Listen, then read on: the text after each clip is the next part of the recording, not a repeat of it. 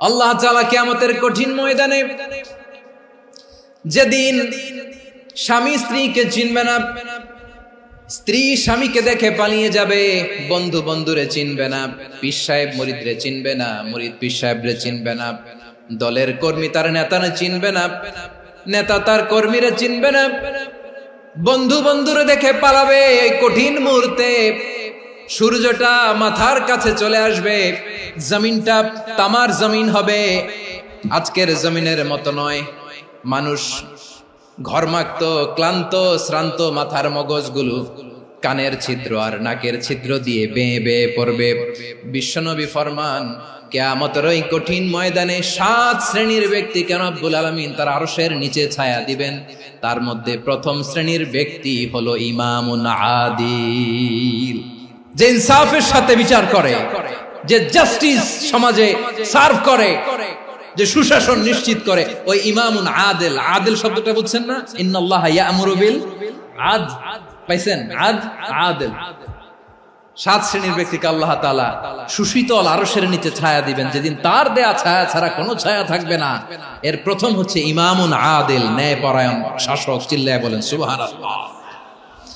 আবার বিশ্বনবী বললেন, ইন্নাল মুকসিতিনা ইনদাল্লাহি আলা মানাবিরা মিন নূর আন ইয়ামিনির রহমান। কিয়ামতের দিন যারা ন্যায় পরায়ণ হিসেবে আল্লাহর সামনে দাঁড়াবে, কিয়ামতের দিন রব্বুল আলামিন তার আরশের ডান দিকে ওই ন্যায় পরায়ণ লোকদের জন্য আরশের ডান দিকে একটা নূরের মিম্বারে তাদেরকে বসার সুযোগ করে দিবে। আল্লাহর আরশের ডান দিকে ন্যায় পরায়ণ লোকদের জন্য আল্লাহ তাআলা নূরের মিম্বার বানাবে। 4টে কেন কথা মনে করেছেন? আল আদাল, জাস্টিস।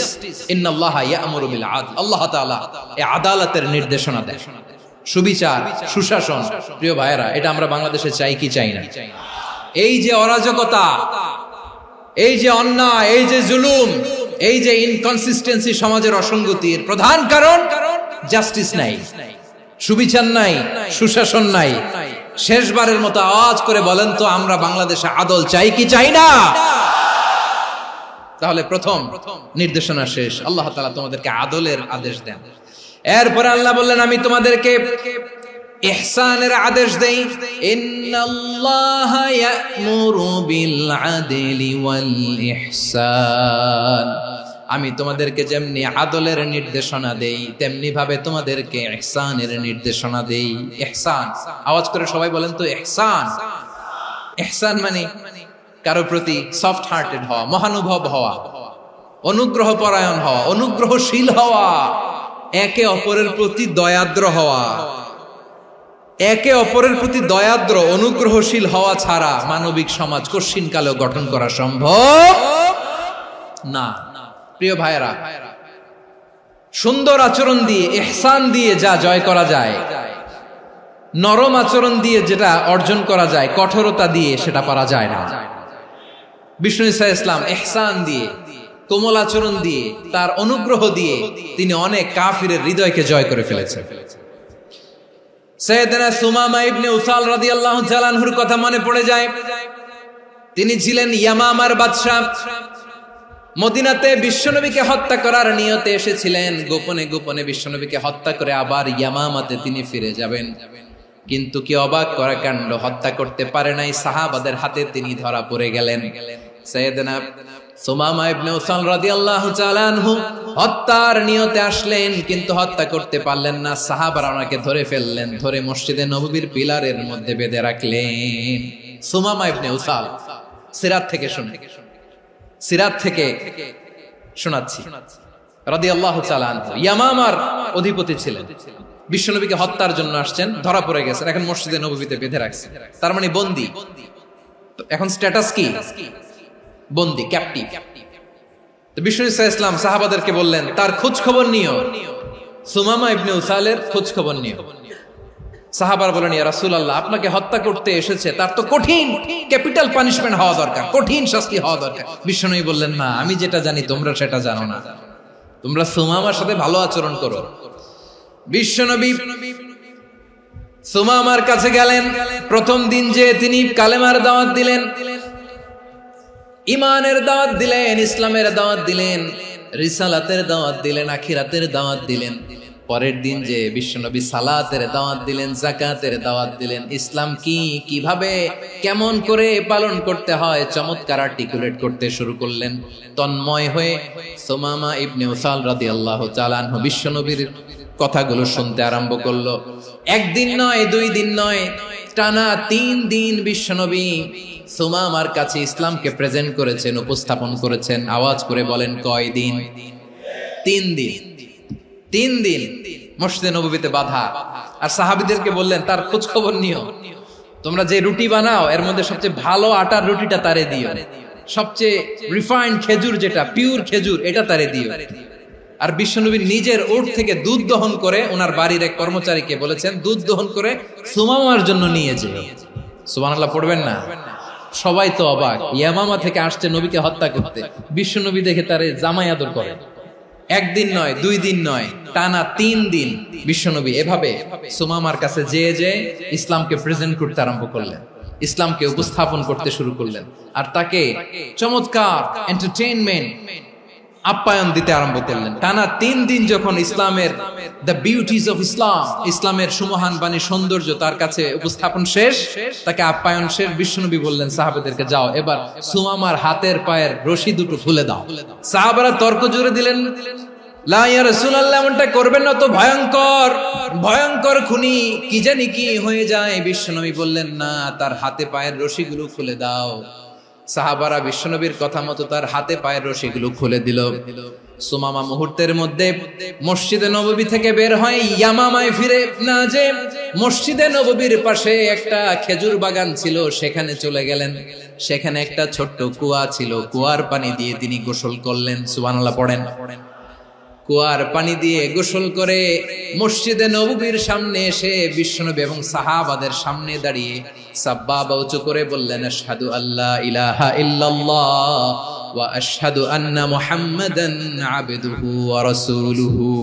আমি সাক্ষ্য দিচ্ছি আল্লাহ ছাড়া কোনো ইলাহ নাই, আর মুহাম্মদ আল্লাহ তাআলার প্রেরিত বান্দা এবং রাসূল।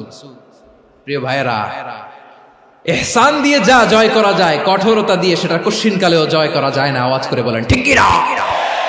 এবার সুমামা দাঁড়িয়ে বলে, ওগো নবী, আমি তো কালিমা পড়ে মুসলমান হয়ে গেলাম, এবার শোনেন, এই মুহূর্তের আগে আপনার চেহারার চাইতে নিকৃষ্ট কোনো চেহারা আমার কাছে ছিল না, কিন্তু শাহাদা পাঠ করার পরে আপনার চেহারার চাইতে উত্তম শ্রেষ্ঠ কোনো চেহারা আমার কাছে আর নাই।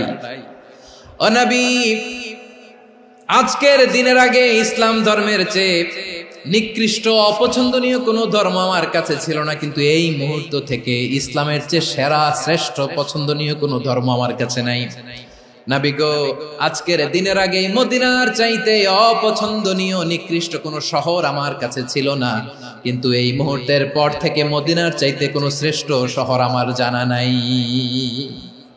সে ছিল গমের বড় ডিলার, গম বেচতো। কি বেচতো? তার গম কিনে মক্কার লোকেরা রুটি খাইতো। সে ঘোষণা দিল, আজকে থেকে মক্কাবাসীদের জন্য সব গম আমি হারাম করে দিলাম, মক্কাবাসী এখন না খেয়ে মরে। সুবহানাল্লাহ পড়বেন না?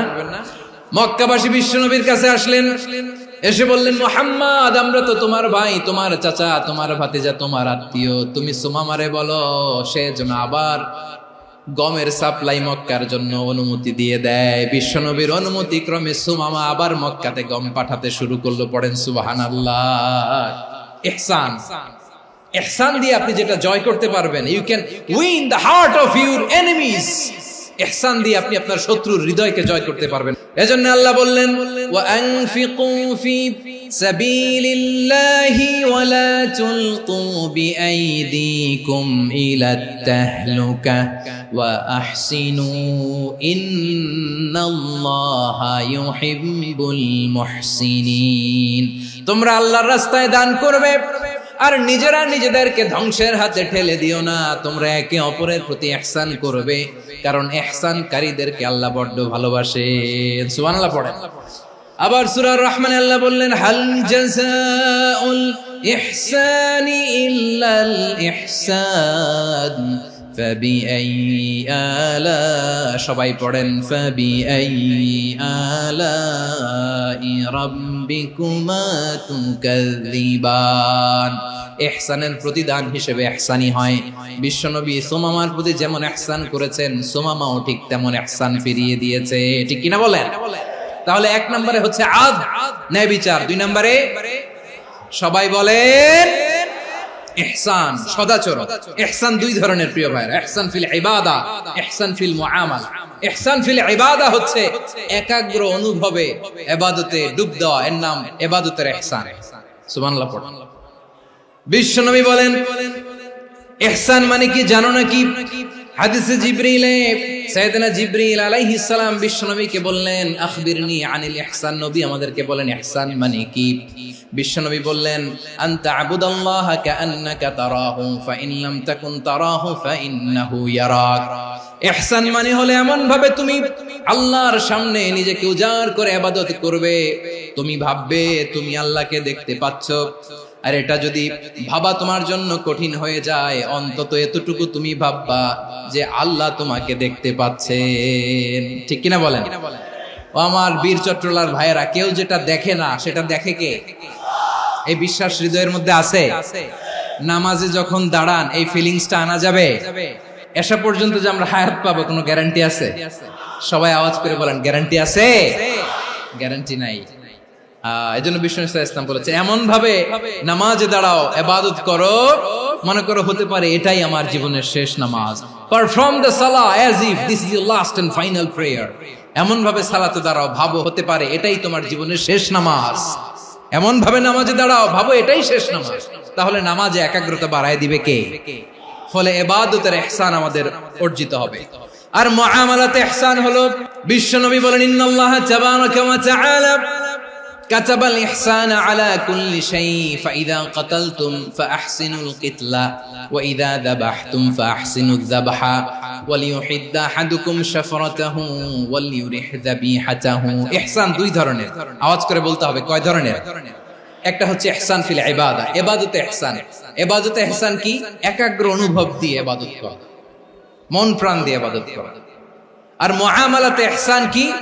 সব কাজে, দৈনন্দিন কাজে, কর্মে, সামাজিক অ্যাক্টিভিটিতে কোমলতা প্রদর্শন করা, অনুগ্রহের সাথে সবকিছু করা। আল্লাহ তাআলা ইন্নাল্লাহা তাবারাকা ওয়া তাআলা কাতাবাল ইহসান আলা কুল্লি শাই, তিনি সবকিছুর ব্যাপারে ইহসানকে আবশ্যক করেছেন। সবকিছু, মুমিনের সব কাজে ইহসানের পরশ থাকবে। ওয়া ইযা কাতালতুম ফাহসিনুল কিতলা, বিষ্ণুই বলেন তুমি যখন কাউকে হত্যা করো ইহসানের সাথে করো। সুবহানাল্লাহ পড়বেন না? যখন হত্যা করো তখনও ইহসানের সাথে। আচ্ছা হত্যা করবো আবার ইহসান আসবে করতে করে, তো মেরেই ফেলবো আমি। আল্লাহ, ও ভাই একজন খুন করেছে, খুনি, রাষ্ট্রীয় আইনে তার শাস্তি হয়েছে ডেথ পেনাল্টি, মৃত্যুদণ্ড। এখন মৃত্যুদণ্ড দেখে আপনি যেমনি মন চায় তেমনি মারবেন লোকটারে? ওর নাক কেটে ফেলতে পারবেন? ওর কান কাটতে পারবেন? ওর চোখ উপড়ে ফেলতে পারবেন আপনি? যেমন মন চায় তার অঙ্গহানি করা যাবে না। ইহসানের সাথে তাকে হত্যা করো। সুবহানাল্লাহ, this is Islam, this is the true essence of Islam. ওয়া ইযা যাবাহতুম ফাহসিনু যাবহা, যখন জবাই করবে তখনও ইহসানের সাথে জবাই করো। করব জবাই, ওইখানেও নাকি ইহসান। আচ্ছা কুরবানির দিন আমরা পশুগুলোরে কি করি বলেন সবাই আওয়াজ করে? জবাই। জবাই মানে তো এটার মেরেই ফেলতেছি, একটু পরে তো টুকরো টুকরো করে গোশতগুলো খাবো, এটা তো খাবো, এটা তো মেরেই ফেলবো। বিষ্ণু বলে না, জবাইয়ের মধ্যেও মুমিনের জবের ভেতরেও ইহসানের পরশ থাকা চাই। যখন জবাই করবে প্রাণীটাকে হাত পা টাইট করে বেঁধে নাও, ছুরিটাকে শার্পেন করে নাও, ধারালো করে নাও, যাতে অল্প সময়ে জবাইটা হয়ে যায়, প্রাণীটা যাতে কম কষ্ট পায়। সুবহানাল্লাহ পড়ে। দিস ইজ কল্ড ইহসান। আল্লাহ তাআলা যেমনি আদলের আদেশ করেছেন, ন্যায় বিচার, জাস্টিস এনশিওর করতে বলেছেন, সমাজে ইহসানের ব্যবহার, ইহসানের অনুশীলন তিনি করতে বলেছেন। এজন্য মুমিনের প্রতিটি কাজে, আমার চট্টগ্রামের ভাইরা আমার দিকে তাকান, খেয়াল করে শুনুন, মুমিন জীবনের প্রতিটি কাজে ইহসানের পরশ থাকা চাই। আমরা যেন আমাদের পরিবারের প্রতি ইহসান করি, আমরা যেন আমাদের কর্মচারীদের প্রতি ইহসান করি, আমরা যেন আমাদের কলিগদের প্রতি ইহসান করি, আমরা যেন আমাদের ভাইদের প্রতি ইহসান করি। মুমিন জীবনের প্রতি কাজে ইহসানের পরশ থাকার দরকার আছে না নাই? কথা বুঝতে পেরেছেন? তাহলে আল্লাহ তাআলার তিনটা আদেশ ছিল, কয়টা গেল? প্রথমে কি ছিল?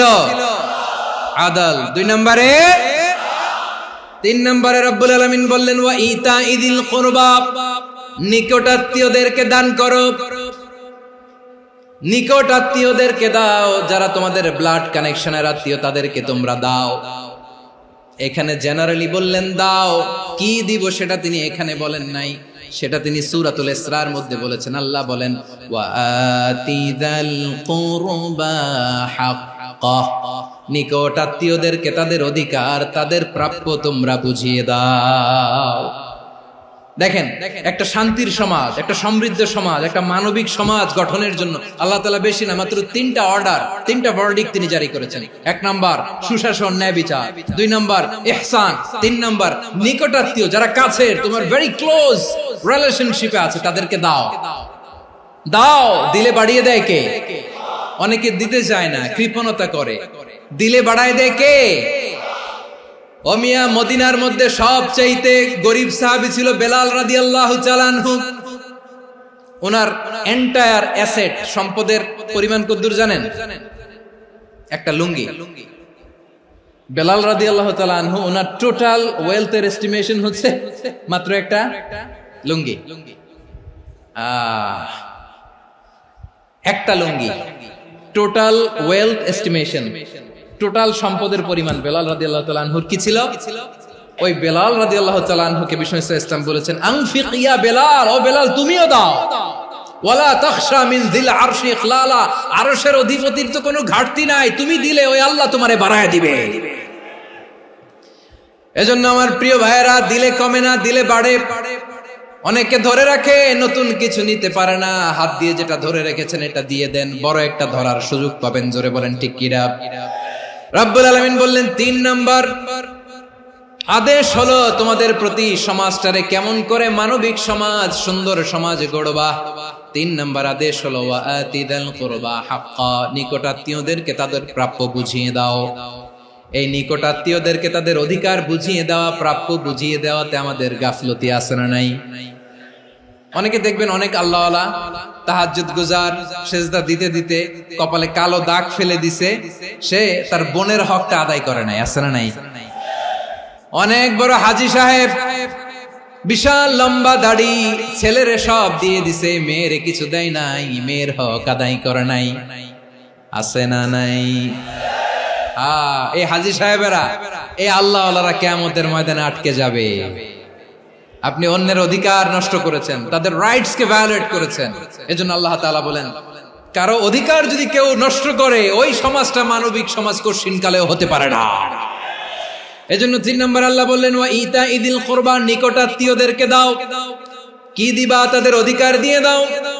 বোনের অধিকার বুঝিয়ে দাও, মেয়ের অধিকার বুঝিয়ে দাও, ফুফুর অধিকার বুঝিয়ে দাও। দেখবেন অনেক মায়েরা ছেলের পাতে মুরগির রান দেয়, মেয়ের পাতে দেয় মুরগির ঠ্যাং। তো মেয়ের কি মুরগির রান খেতে মনে চায় না? মনে চায় না? এমনটা করা যাবে না। নিকটাত্মীয়দেরকে অধিকার দিয়ে দাও, নিকটাত্মীয়ের সাথে সুসম্পর্ক রাখো। আদেশটা কার?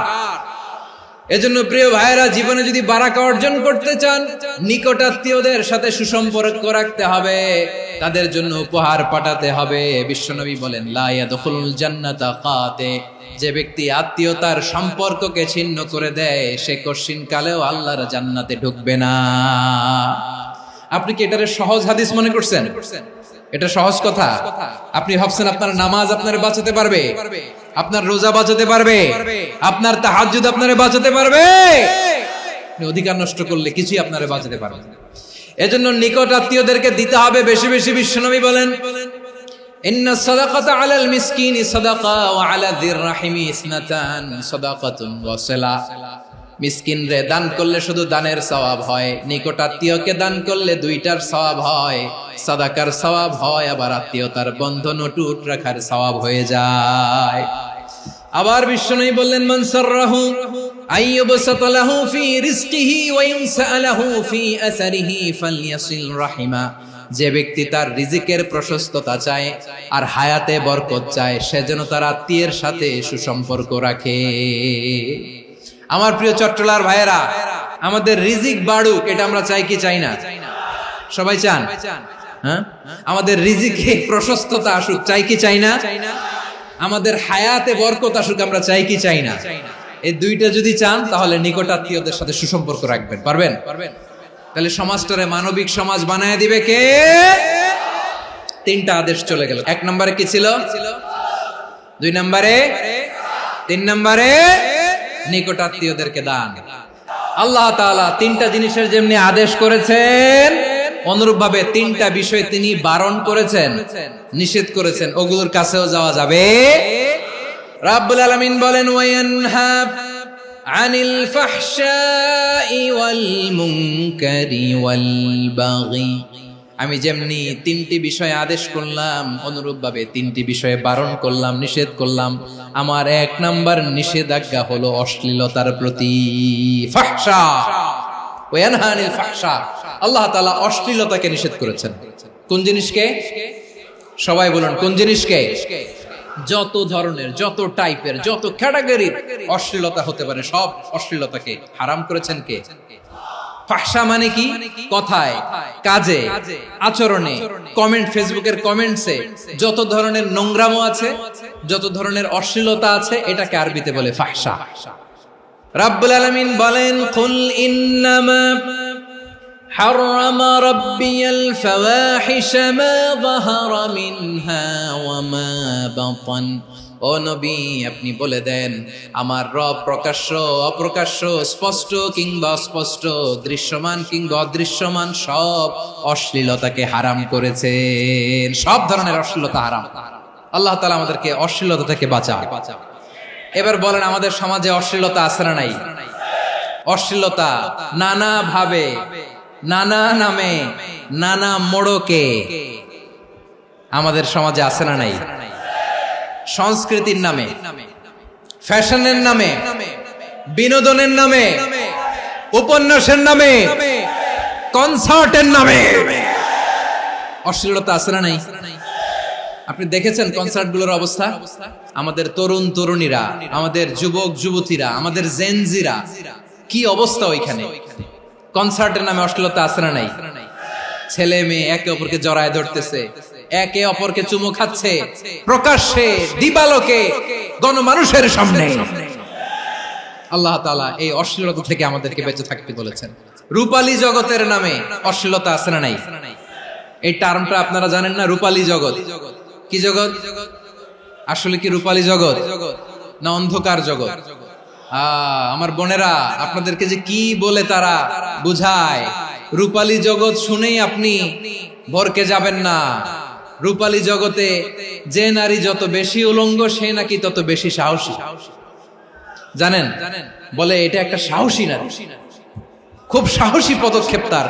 যত বেশি শরীর থেকে কাপড় নামাতে পারবে, যত বেশি বস্ত্রহীন হয়ে নিজেকে প্রেজেন্ট করতে পারবে, সে নাকি তত বেশি সাহসী। আমার চট্টলার ভাইয়েরা, শয়তানের প্রথমে এজেন্ডা ছিল বনি আদমকে বস্ত্রহীন করা। সে আদম এবং হাওয়া আলাইহিস সালামকে নিষিদ্ধ গাছের ফল খাইয়ে তাদেরকে বস্ত্রহীন করেছে। এই জামিনেও সে আমাদেরকে বস্ত্রহীন করতে চাইবে।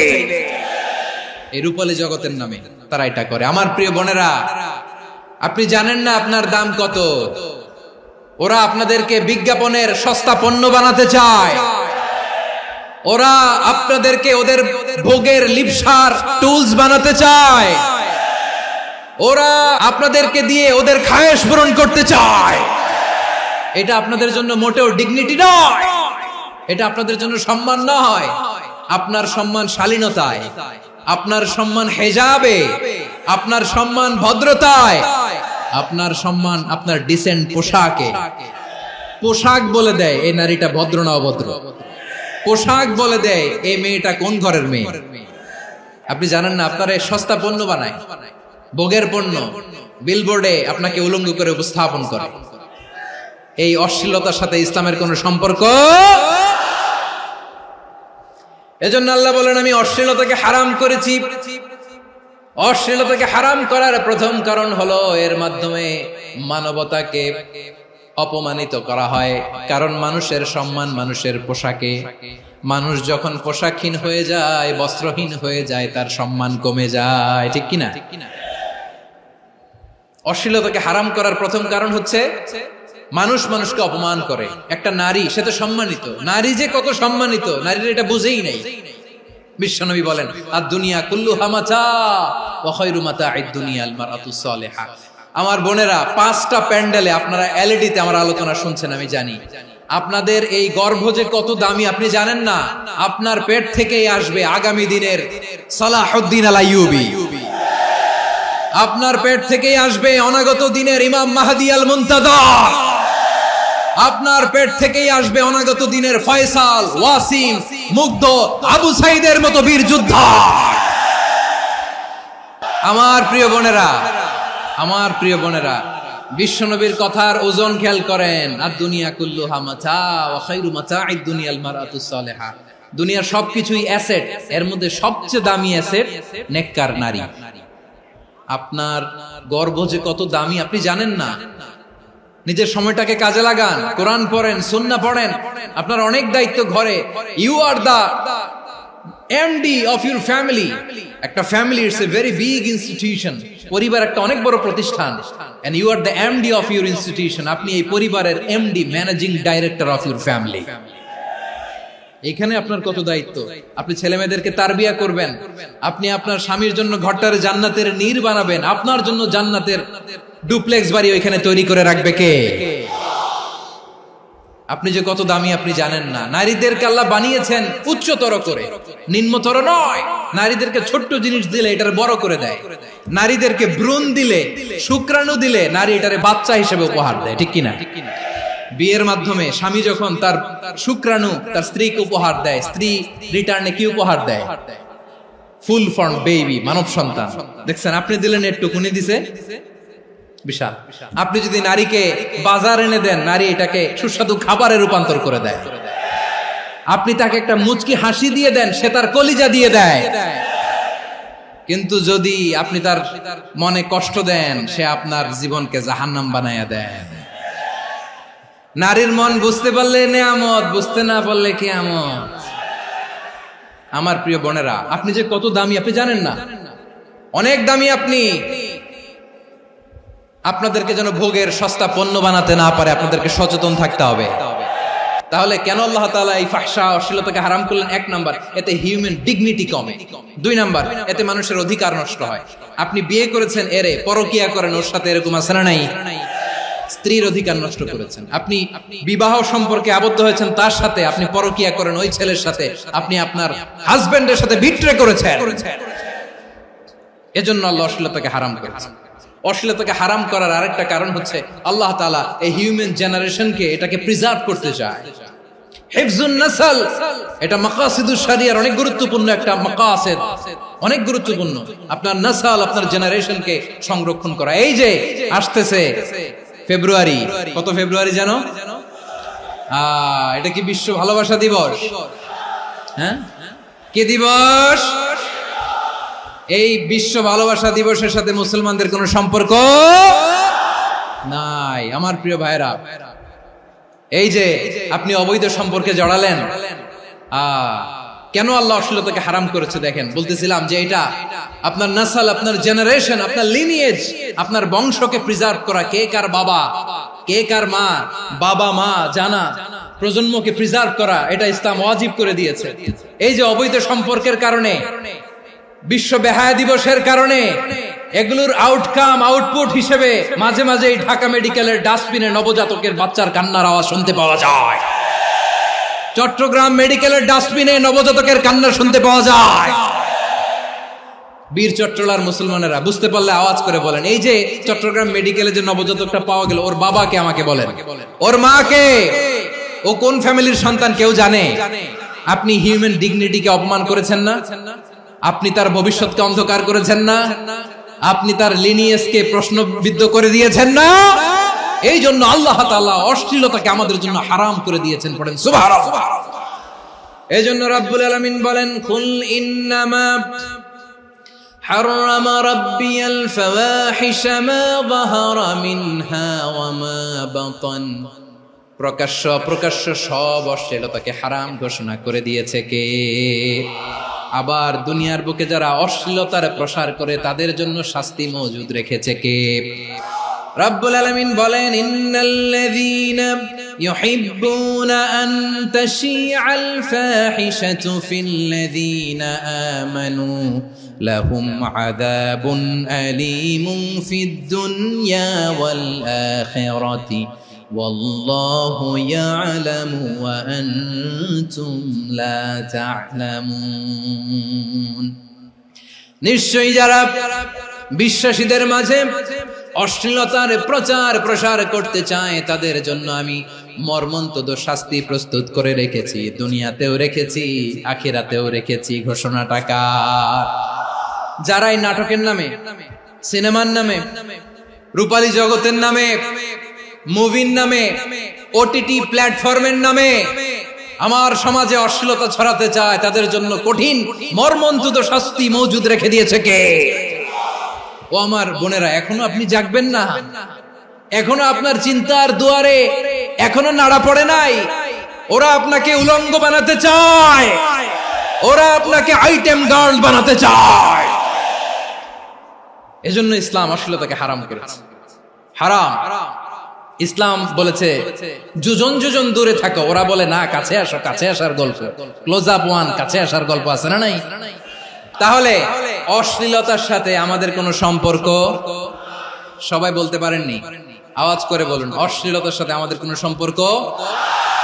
আমরা এই সমস্ত ক্লোজ আপ ওয়ান, কাছে আসার গল্পের প্রোগ্রামে যাব? আমরা কোন ধরনের অশ্লীল কন্টেন্ট সোশ্যাল মিডিয়ায়, টিভিতে দেখব? কি যুগ যে আমরা কাটাচ্ছি আপনি কল্পনা করতে পারবেন না। পর্ন ইন্ডাস্ট্রি,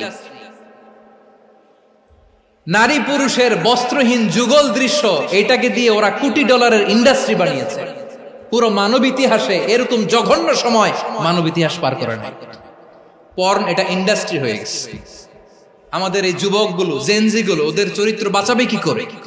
কেমন করে হেফাজত করবে ওদের এই মূল্যবান চরিত্র? আমার প্রিয় ভাইরা, এই অশ্লীলতার দ্য লেটেস্ট ভার্সন হচ্ছে LGBTQ, শরীফ থেকে শরীফা। শুনছেন আপনারা? দেখতে পুরুষ, আসলেই পুরুষ, সুস্থ একজন পুরুষ, 4 সন্তানের বাবা, বলে আমি মনে মনে নারী। দেখতে নারী, সুস্থ নারী, আসলেই সে দিব্যি একজন নারী, বলে আমি মনে মনে পুরুষ। সবচেয়ে ভয়ঙ্কর অশ্লীলতার সবচাইতে লেটেস্ট ভার্সন হচ্ছে এই ট্রান্সজেন্ডারিজম। সুস্থ পুরুষ তার বায়োলজিক্যাল গ্রোথকে হরমোন দিয়ে স্টপ করে দিয়ে সে সার্জারি করে নারী হতে চায়। সুস্থ নারী পুরুষ হতে চায়। পুরুষ পুরুষের প্রতি সেক্সুয়ালি আকর্ষণ বোধ করে। এটা লূত আলাইহিস সালামের কওমের মধ্যে ছিল। এটাকেও আল্লাহ কোরআনে ফাহিশা বলেছেন।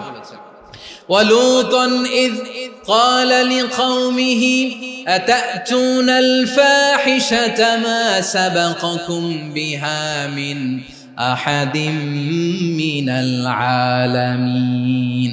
লূত আলাইহিস সালাম বললেন, তোমরা কি এমন এক অশ্লীল কার্যক্রমে ডুব দিলে নাকি যেটা গোটা বিশ্বের কেউ কখনো করে নাই, তোমরাই প্রথম করেছো? পড়েন নাউযুবিল্লাহ।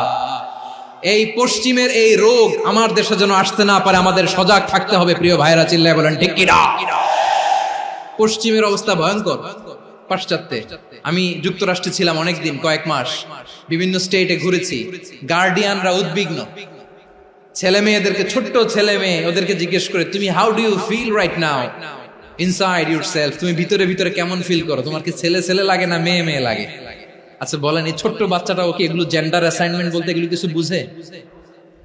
এইভাবে মিসগাইড করা হচ্ছে। কৌতূহল বশত ছোট্ট ছেলে যদি বলে আমার তো মেয়ে মেয়ে লাগে, তখন বলে যে না তুমি মেয়ে, ছেলে না। মা বাবা বাধা দিলে ওকে আলাদা গভর্নমেন্ট হাউসে নিয়ে যায়।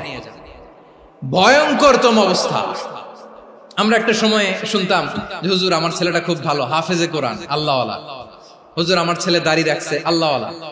হুজুর আমার ছেলে 5 ওয়াক্ত সালাত জামাতের সাথে পড়ে, তার মানে আল্লাহওয়ালা। পশ্চিমে যে আমি কি শুনছি জানেন? ওরা বলে হুজুর আমার ছেলেটা ইউনিভার্সিটির একটা মেয়ের সাথে প্রেম করে, ও খুব আল্লাহওয়ালা, হুজুর দোয়া করবেন। এর কারণ ওদের কাছে আল্লাহওয়ালার ক্রাইটেরিয়া হচ্ছে, হুজুর আমার ছেলেটা আরেক ছেলের পছন্দ করে নাই, আমার মেয়েটা আরেক মেয়েকে ভালোবাসে নাই, এজন্য আমার ছেলেটা আল্লাহওয়ালা, হুজুর ওর জন্য একটু দোয়া করে দিয়ে। কি চ্যালেঞ্জ ওরা ফেস করতেছে। ওনার ছেলে যে আরেক ছেলেরে বিয়ে করবে না, এটাতেই উনি খুশি যে আলহামদুলিল্লাহ আমার ছেলেটা একটা মেয়েরে ভালোবাসে, আমার মেয়েটা একটা ছেলেরে ভালোবাসে, মানে এটা খুব আল্লাহওয়ালা। নাউজুবিল্লাহ পড়তে পারলেন না? এজন্য অশ্লীলতার সাথে আমাদের কোন সম্পর্ক। রাব্বুল আলামিন বলেন ওয়ায়ানহা আনিল ফাহশাই ওয়াল মুনকারি ওয়াল বাগি, তিনটা জিনিসকে আমি নিষিদ্ধ করলাম। এক নাম্বার হলো ফাহশা, অশ্লীলতা। দুই নম্বরে হলো মুনকারের সমস্ত মন্দ কাজ। মুনকার মানে হচ্ছে যত মন্দ কাজ, খারাপ কাজ, বাজে কাজ, এটার বলে মুনকার। এটার কি বলে? আপনারা পড়ছেন না, তা'মুরুনা বিল মা'রুফি ওয়া তানহাউনা আনিল মুনকার। সৎ কাজের আদেশ, অসৎ কাজের নিষেধ। মুনকার, মুনকার হচ্ছে মানুষের স্বাভাবিক বিবেকবোধ যেটাকে খারাপ বলে, ওইটাই মুনকার। পৃথিবীর সব আসমানি গ্রন্থ যেটাকে খারাপ বলেছে, মানুষের স্বাভাবিক বিবেকবোধ যেটাকে খারাপ বলেছে, এগুলো সব মুনকার। যেমন ইফতিজিং, এটা কি ভালো না খারাপ? মজুদদারি, খাদ্যে ভেজাল দেওয়া, ওজনে কম দেওয়া, মাছে ফরমালিন মিশানো, চাঁদাবাজি, টেন্ডারবাজি, দখলবাজি, এগুলো আমাদের স্বাভাবিক বিবেকেই বলে এগুলো খারাপ, এগুলো হচ্ছে মুনকার। আল্লাহ তাআলা এই মুনকার থেকে আমাদেরকে বেঁচে থাকতে বলেন, আর শয়তান এই মুনকারের প্রতি আমাদেরকে উদ্বুদ্ধ করে। আল্লাহ তাআলা বললেন, ইয়া আইয়ুহাল্লাযীনা আমানু লা তাত্তাবিউ খুতুওয়াতিশ শাইতান ওয়া মান ইয়াত্তাবি' খুতুওয়াতিশ শাইতানি ফাইন্নাহু ইয়া'মুরু বিল ফাহশাই ওয়াল মুনকার। আল্লাহ বললেন, আমার গোলামেরা শোনো শোনো, ও আমার বিশ্বাসী বান্দারা খবরদার, তোমরা কশিনকালেও শয়তানের পদাঙ্ক অনুসরণ করবে না, কারণ শয়তান তোমাদেরকে অশ্লীলতা এবং মন্দ কাজের দিকে উদ্বুদ্ধ করে। আমাদের কাজ হচ্ছে শয়তান আমাদেরকে যেদিকে নিতে চায় আমরা তার উল্টা দিকে যাব। শয়তান এই মন্দ কাজকে আমাদের কাছে বিউটিফাই করে, চাকচিক্যময় করে আমাদের সামনে উপস্থাপন করে। এজন্য আল্লাহ বলেন মুনকারকে থামাতে হবে, মুনকার প্রতিরোধ করতে হবে। মুনকার প্রতিরোধের দায়িত্ব শুধু আমাদের নাকি? শুধু আপনার খতিব সাহেবের, ইমাম সাহেবের, নাকি মুসলিম উম্মার সবার? আওয়াজ করে বলুন, মুনকার অসৎ কাজ প্রতিরোধের দায়িত্ব কার? রাব্বুল আলামিন বলেন, কুনতুম খায়রা উম্মাতিন উখরিজাত লিন-নাসি তা'মুরুনা বিল মা'রুফি ওয়া তানহাউনা আনিল মুনকার। তোমাদেরকে শ্রেষ্ঠ জাতি করে জমিনের মধ্যে আবির্ভূত করা হয়েছে, যাতে করে তোমরা জমিনের ভেতরে সৎ কাজের আদেশ করতে পারো আর অসৎ কাজের নিষেধ করতে পারো। উম্মাহ, কুনতুম খায়রা, তাহলে গোটা উম্মার দায়িত্ব, এটা বুঝতে পারছেন তো? আচ্ছা, আরো নিচে আসেন।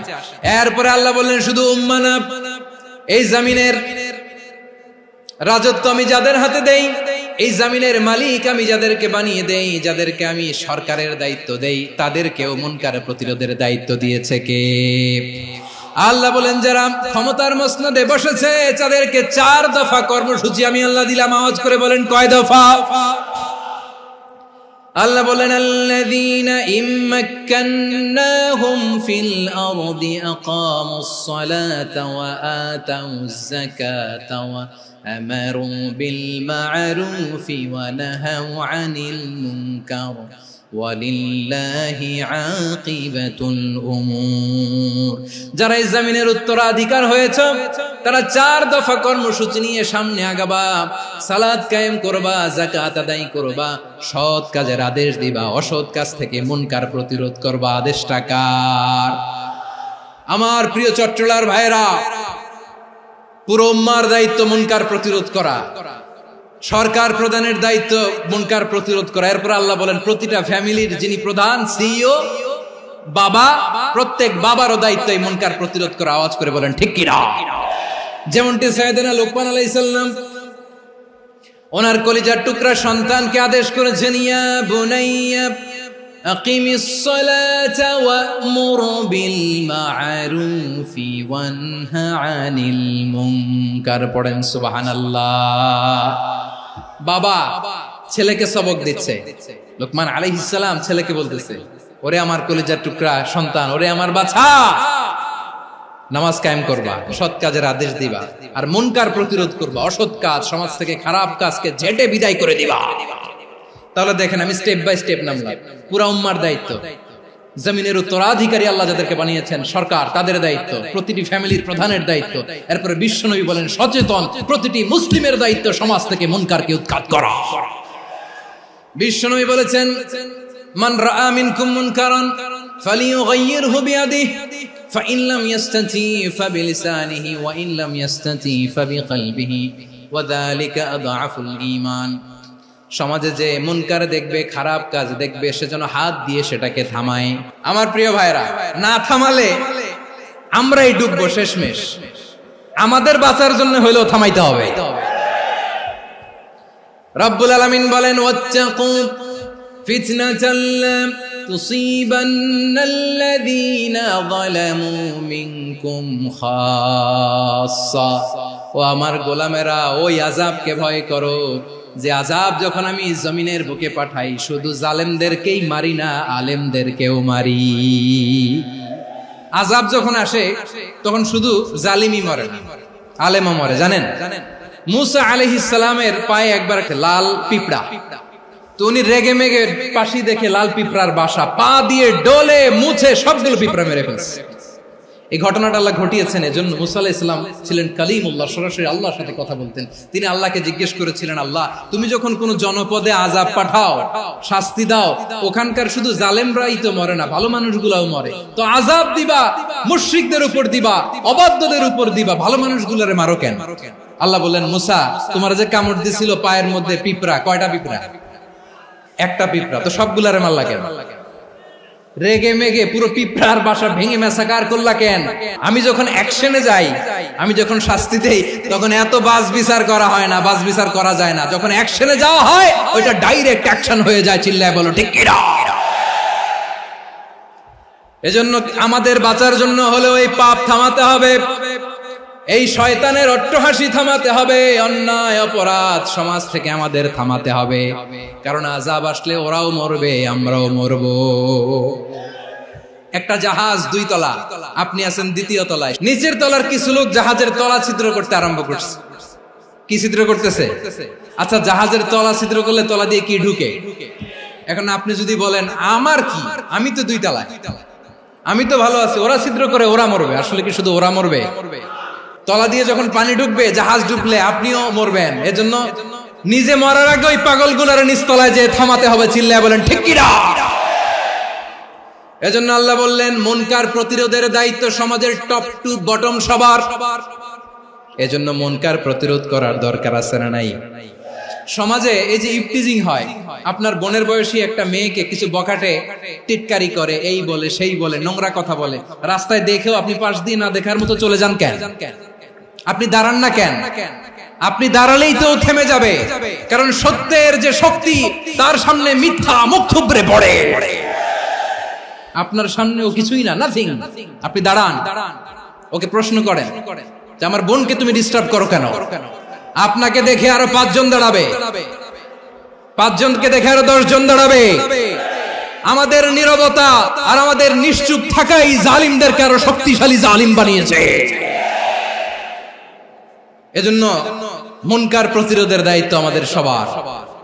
টেন্ডারবাজি, চাঁদাবাজি, দুর্নীতি, অপরাধ, দখলদারিত্ব, মজুদদারি, এগুলো সব কিছু একসাথে প্রতিরোধ করতে হবে। ঠিক কিনা বলেন?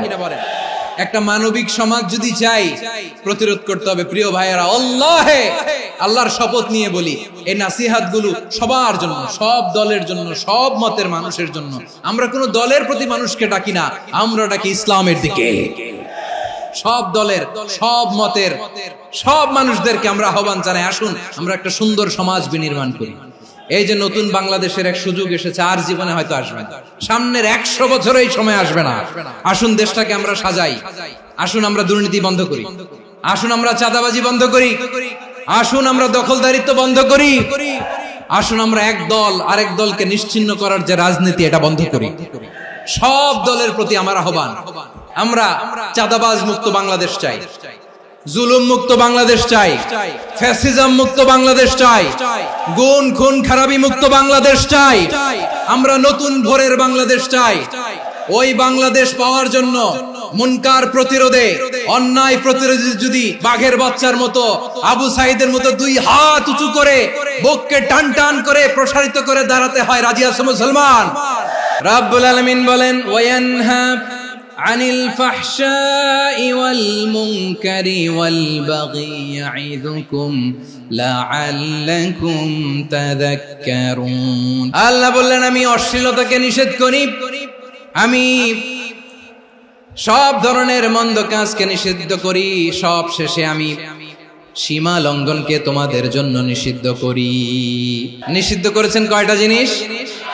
1 নম্বরে অশ্লীলতা, 2 নম্বরে মুনকার তথা সব মন্দ কাজ, 3 নম্বরে আল বাগি সীমা লঙ্ঘন, ক্রসিং দ্য লিমিট। সীমা লঙ্ঘন করা ভালো না। We all should know our limits. চিল্লায় বলেন ঠিক কিনা?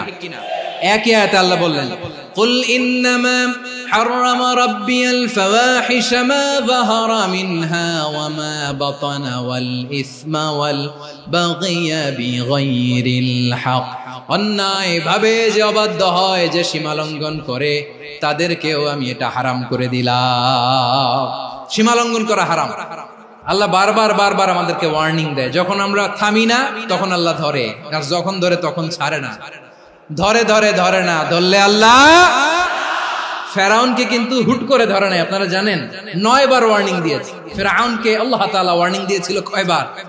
রাব্বুল আলামিন বলেন, ওয়ালাকাদ আতাইনা মূসা 9 আয়াতিন বাইয়িনাত। 9টা মুআজিজা দেখিয়েছি, 1 2 3 বারবার এইভাবে রিমাইন্ডার, ওইভাবে রিমাইন্ডার, এইভাবে নসিহত, ওইভাবে দাওয়া। ফাকুলা লাহু কাওলান লাইয়িনা, নরম করে বলো, সফট করে বলো, যত ওয়ে হতে পারে দাওয়া মেথডোলজি। মুসা আলাইহিস সালামের সব অ্যাপ্লাই শেষ, 10ম বারে যে আল্লাহ ধরছে। 10ম বারে যে ধরেছে। এজন্য আল্লাহ বলেন, আমি সীমা লঙ্ঘনকে পছন্দ করি না। কোরআনের অন্য আয়াতে বাগীকে বলা হয়েছে আল ইতিদা। সীমা লঙ্ঘন যারা করে তাদেরকে আল্লাহ বলেছেন মুতাদিন।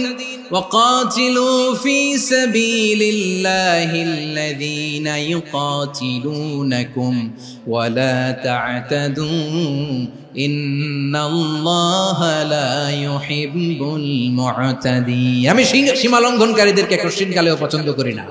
আমরা যেন সীমা লঙ্ঘন না করি, রাজি আছেন তো? যে কোনো ক্ষেত্রে ইবাদতে যেন সীমা লঙ্ঘন না করি। অনেকে আমরা ইবাদতে সীমা লঙ্ঘন করে ফেলি। বিশ্বনবী সাল্লাল্লাহু আলাইহি ওয়াসাল্লাম যেটা শিখিয়েছেন এর বাইরে যে অতিরিক্ত বুজুর্গ হতে চায়, এরকম আছে না নাই? কোন ক্ষেত্রেই সীমা লঙ্ঘন করা যাবে, এমনকি যুদ্ধ ক্ষেত্রেও না। বিশ্বনবী সাল্লাল্লাহু আলাইহি ওয়াসাল্লাম বলেন, খবরদার যুদ্ধ ক্ষেত্রেও সীমা লঙ্ঘন করো না। কি সুন্দর ইসলাম আমরা পেয়েছি। বিশ্বনবী বলেন, খবরদার যুদ্ধের ময়দানে কোনো নারীর গায়ে হাত তোলো না, কোনো শিশুর গায়ে হাত তোলো না, কোনো গবাদি পশু হত্যা করো না, কোনো শস্য ক্ষেত্র ধ্বংস করো না, ইবাদতরত অন্য ধর্মের কোনো সন্ন্যাসীর গায়ে হাত তোলো না। বলেন সুবহানাল্লাহ। তাহলে আমরা সীমা লঙ্ঘন করতে পারবো? প্রিয় ভাইরা, একটা সুখী, সমৃদ্ধ, শান্তির সমাজ, মানবিক সমাজ যদি আমরা গঠন করতে চাই, আমাদের আল্লাহর দেয়া কয়টা আদেশ মানতে হবে বলেন দেখি? আর বেঁচে থাকতে হবে কয়টা জিনিস থেকে? আল্লাহর আদেশ কি? 1 নাম্বার আদাল, ন্যায়পরায়ণতা। আমরা সুবিচার, সুশাসন, ন্যায় বিচার চাই কি চাই না? 2 নম্বরে কি ছিল? মাশাআল্লাহ, আমরা যেন সবার প্রতি দয়া পরবশ হই, ইহসান করি। 3 নম্বরে কি ছিল? নিকটাত্মীয়দের দান করা, তাদের অধিকার প্রাপ্য বুঝিয়ে দেওয়া। পাশাপাশি 3টা জিনিস থেকে আল্লাহ বারণ করেছেন, নিষেধ করেছেন। তার প্রথমটা ফাহশা, অশ্লীলতা। অশ্লীলতার সাথে আমাদের কোনো সম্পর্ক। 2 নম্বর নিষেধাজ্ঞা কি ছিল? আল মুনকার, সমাজের যত মন্দ কাজ এগুলোকে আমরা প্রতিরোধ করব। রাজি আছেন তো সবাই? 3 নম্বরে আল বাগী, সীমালঙ্ঘন। কোন মুসলিম সীমালঙ্ঘন করে না। রাব্বুল আলামিন শেষে বললেন, ইয়াইদুকুম লাআল্লাকুম তাযাক্কারুন। আল্লাহ তোমাদেরকে উপদেশ দেন যাতে তোমরা শিক্ষা গ্রহণ করো। আমরা উপদেশ দেব, আমরা জোর করে কাউরে কিছু মানাতে চাই না। লা ইকরাহা ফিদ্দিন ওয়াযাক্কির ফাইন্না যিকরা তানফাউল মুমিনিন। উপদেশ দিলে এটা মুমিনদের কাজে দেয়। লাস্তা আলাইহিম বিমুসাইতির ইন্নামা আনতা মুযাক্কির। নবী হে, আপনি রিমাইন্ডার দাতা, আপনি উপদেশ দিবেন। আমরাও বিশ্বনবীর এই হাদিসগুলো থেকে, কোরআনের আয়াত থেকে রিমাইন্ডার, এই কথামালা বাণী বাহক হিসেবে এই বাণীগুলো আপনাদের সাথে কাছে পৌঁছে দিলাম। আমরা আল্লাহ তাআলার কাছে প্রার্থনা করি, আল্লাহ আমরা যেন আদল দিয়ে আমাদের সমাজকে গঠন করতে পারি। আল্লাহ আমরা যেন ইহসান করতে পারি, আমরা যেন নিকটাত্মীয়দের দান করতে পারি। আল্লাহ যত ধরনের অশ্লীলতা, অনাচার, মন্দ কাজ, সীমালঙ্ঘন, অবাধ্যতা থেকে যেন আমরা বেঁচে থাকতে পারি। আল্লাহ তাআলা আমাদের সবাইকে কথাগুলো বোঝার ও আমল করার তৌফিক দান করুক। হাযা মা ইনদি ওয়াল ইলমু ইনদাল্লাহ আলাইহি তাওয়াক্কালতু ওয়া ইলাইহি উনীব। সুবহানাকাল্লাহুম্মা বিহামদিকা আশহাদু আল্লা ইলাহা ইল্লা আনতা আস্তাগফিরুকা ওয়া আতুবু ইলাইক।